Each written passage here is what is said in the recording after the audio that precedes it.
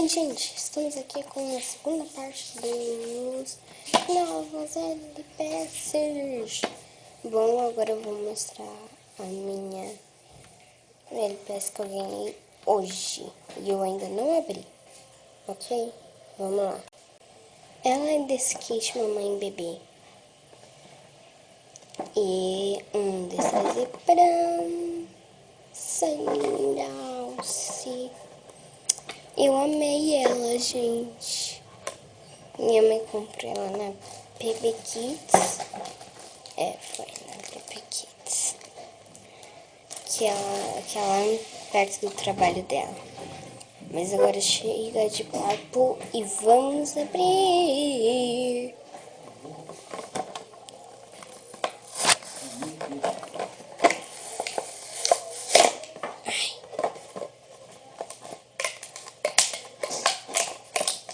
Peraí.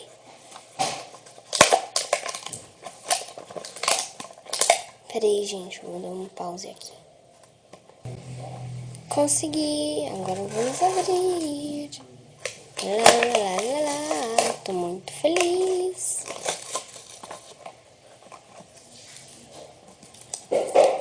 Ai, que lindinho o cartão. Que lindo. Ai, gente, que fofa. Ai. Caramba, ela veio lacrada.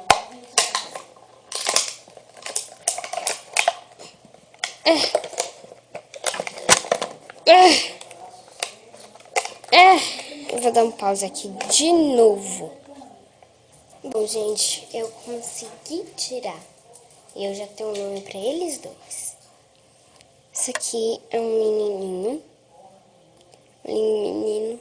Gente, olha como é a carinha dele.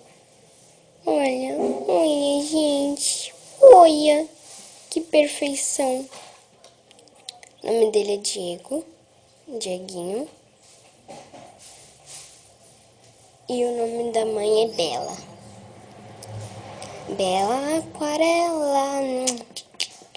Não, mentira, não é Bela Aquarela. Eles vieram, acho que é com essa... Eu acho que é uma torta, sei lá. De maçã. É um prato, sei lá.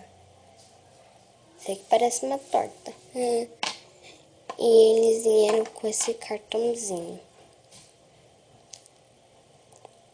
Vocês podem ver que a caixa dos novos LPS é desses aqui, na nova versão. Mas eles ainda continuam vendendo os antigos. Ainda bem, né? Bom, gente, foi isso. E até breve.